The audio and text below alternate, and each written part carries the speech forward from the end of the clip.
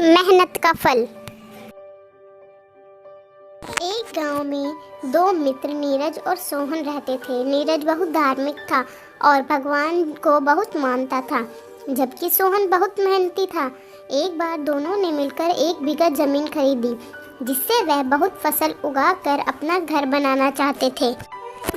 सोहन तो खेत में बहुत मेहनत करता, लेकिन नीरज कुछ काम नहीं करता, बल्कि मंदिर में जाकर भगवान से अच्छी फसल के लिए प्रार्थना करता था।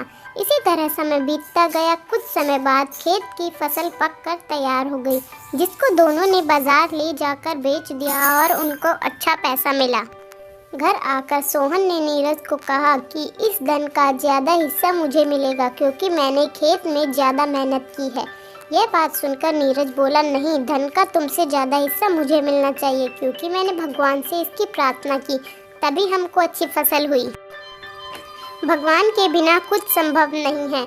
जब वह दोनों इस बात को आपस में नहीं सुलझा सके, तो धन के बंटवारे के लिए दोनों गांव के मुखिया के पास पहुँचे। मुखिया ने दोनों की सारी बात सुनकर उन दोनों को एक एक बोरा चावल का दिया, जिसमें कंकड़ मिले हुए थे।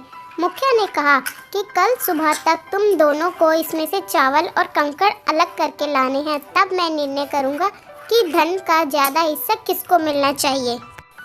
दोनों चावल की बोरी लेकर अपने घर चले गए। सोहन ने रात भर जागकर चावल और कंकड़ को अलग किया, लेकिन नीरज चावल की बोरी को लेकर मंदिर में गया और भगवान से चावल में से कंकड़ अलग करने की प्रार्थना की।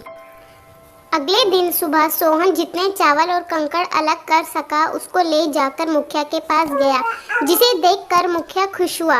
नीरज वैसी की वैसी बोरी लेकर जाकर मुखिया के पास गया। मुखिया ने नीरज को कहा कि दिखाओ तुमने कितने चावल साफ किए हैं। नीरज ने कहा कि मुझे भगवान पर पूरा भरोसा है कि सारे चावल साफ हो गए होंगे। जब बोरी को खोला गया तो चावल और कंकड़ वैसे ही वैसे थे। जमींदार ने नीरज को कहा कि भगवान भी तभी सहायता करते हैं जब तुम मेहनत करते हो। जमींदार ने धन को ज़्यादा हिस्सा सोहन को दिया। इसके बाद नीरज भी सोहन की और देख तरह खेत में मेहनत करने लगा और अब की बार उसकी फसल पहले से ज़्यादा अच्छी हुई। मोरल ऑफ द स्टोरी, सीख। इस कहानी से हमें यह सीख मिलती है कि हमें कभी भी भगवान के भरोसे नहीं बैठना चाहिए। हमें सफलता प्राप्त करने के लिए मेहनत करनी चाहिए।